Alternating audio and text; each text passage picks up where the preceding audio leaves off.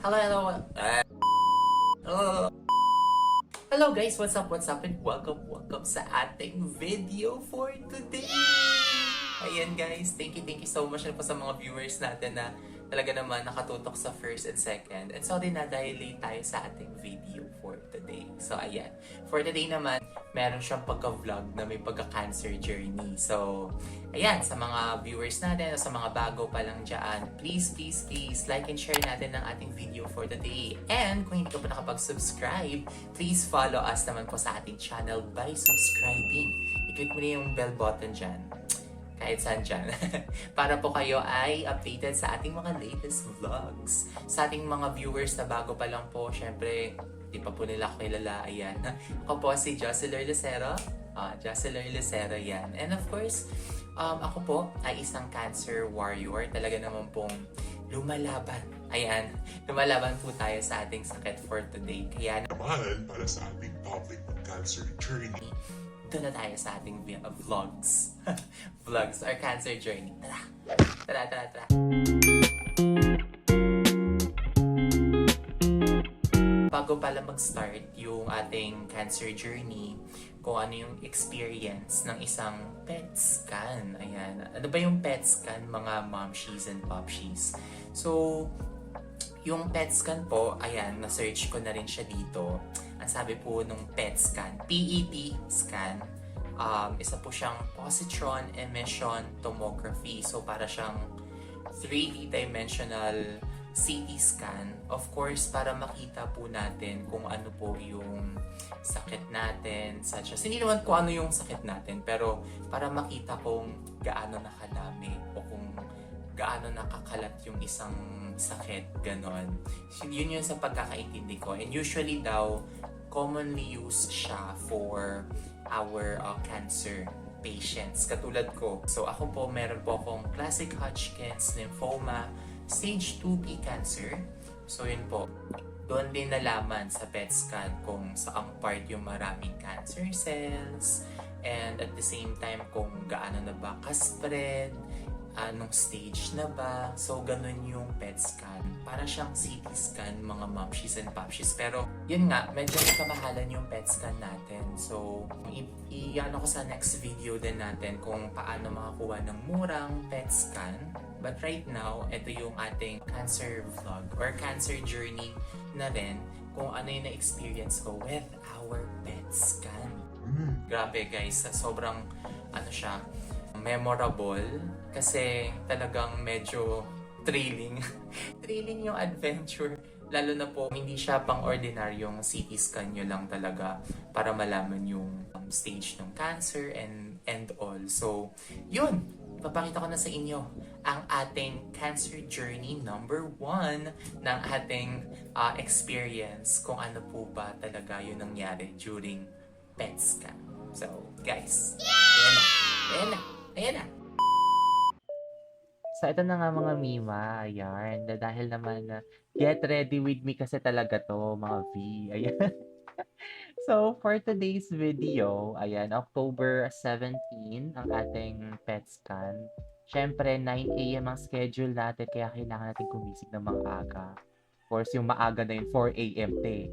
Oh, for the bakla. Pero ano naman na, Paco, Manila kasi talaga yung location ng PET scan or Manila Med PET scan. So yun, for the BC Akla, for the Ligo, syempre babalik yan at magpapalat ng damit. Oh, diba? Kunyari lang yan for the video, pero pagod na pagoda yan.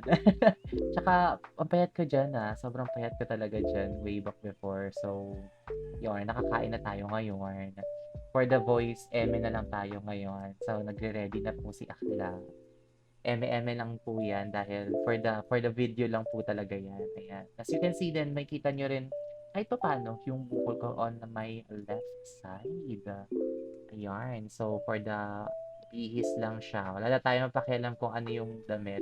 Pero sabi pala daw sa PET scan na walang kahit ano, metal, anything. Basta cotton lang or damit lang talaga. Yun, tela lang talaga ang susuotin natin all in kasi bawal daw yun sa PET scan.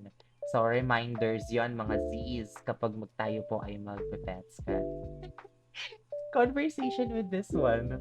Ayan. So, as you can see naman din, ayan, tayo po ay nagbibihis for the bihis ng aklar. Ayan. So, ayan, magsusuklay pa yan. Pero makakalbo din naman siya soon. O, diba?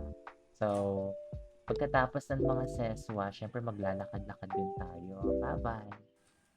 Kasama ko si mama maglakad dyan, pero paalang daw yung papakita ko. Then, of course, sasakay kami ng tricycle for the fila kasi po ginagawa yung daan. Ayan. So, tricycle na rin tayo. Nasa likod ako ni Mano. Yan. Siyempre, magpa-parting na tayo sa Bayard. For the Bayard. Pero papakita naglakad kami, pero sasakay na kami dito sa bus. Tapos nauna si Mama sumakay. Siyempre, ladies first, bagong ladies choice. Ayan, umupo na kami. At pagkatapos ng bumayay na kami, siyempre pupunta kami ng MRT. Diba? Priority lane kami dyan, Sel. Sino ka? Ayan. So, dito na kami sa Manila Med, PET CT scan. Ang aga ko dyan, sis, 8 a.m. kahit 9 a.m. yung call time, 1 hour yung inintay ko dyan, Ayan. Pero naman mga 8:45, nakapasok din tayo. Kinausap tayo ng doktor, tapos may pa-lounge. May pa-lounge ang aklawal dyan. Feeling mag-gluta drip. Close pa yan. So, naloka siya, meron pang palamp, hindi naman nagamit. May salamin para booking. Char. Ayan. Last video, bago ang sakana. Siyempre, meron tayong open line.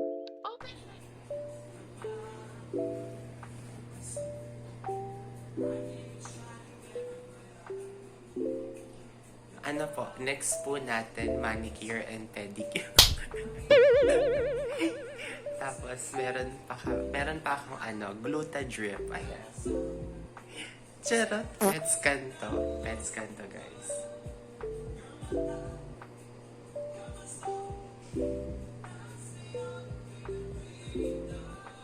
One eternity later. Grabe guys, yung after. Like, oh my God. Grabe yung after. Kasi during pet scan, oh my God, di ko kwento ko. Like, oh my God. Oh my God, it's not your ordinary pet scan, mga B. Oh my God.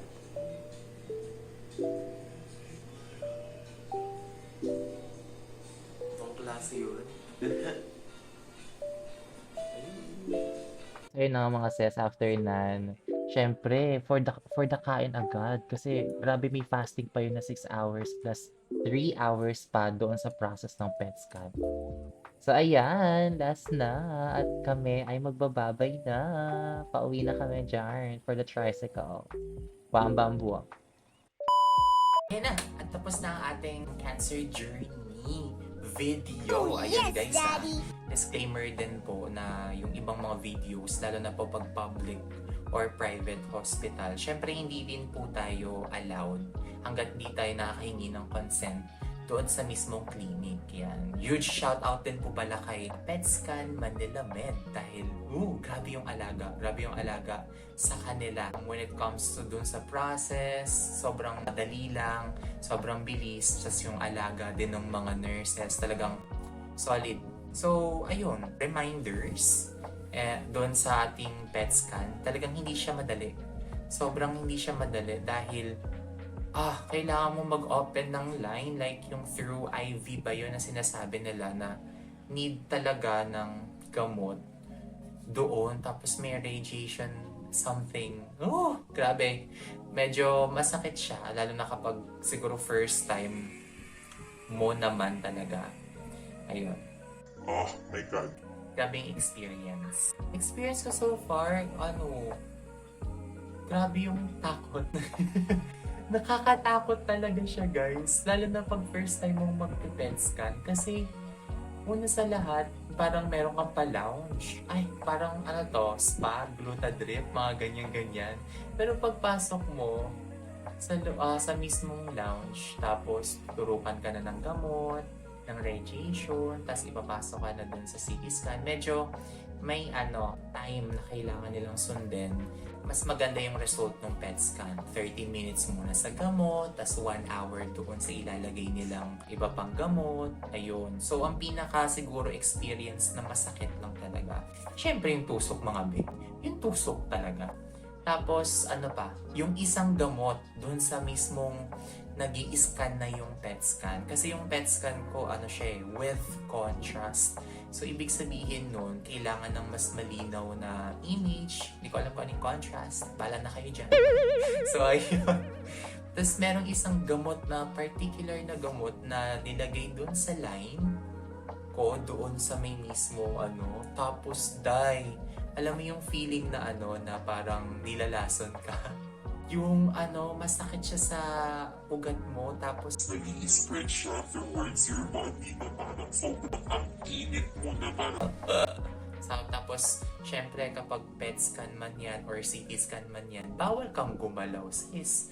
So, tiis-tiis lang talaga. Mainit siya na parang ang sakit sa ugat na nag-i-spread sa buong katawan mo. Like, ay nako, dahil sabi ko talaga, napadasal talaga ako noong mga panahon na yun dahil Oh, yes, Daddy! iba yung PET scan na yun. Pero so far, yun kasi yung way para makita kung, syempre, kung gano'n na, kung nag-spread na ba yung cancer ko, saang part na mas maraming cancer, which is dito sa part na to. Ayan. Tapos yung iba pa, dahil Hodgkin's lymphoma tayo, yung cancer natin, para siyang pulite na nanganganak. Ganun siya. So, ayun, grabe yung experience. Sobrang pero, okay naman siya so far. Talagang kayang-kaya siya. Yun nga lang, may konting sakit na kailangan mong maranasan. Pero part din naman talaga ng journey talaga yun kapag nagtitreatment ng isang cancer patient. So, ayun.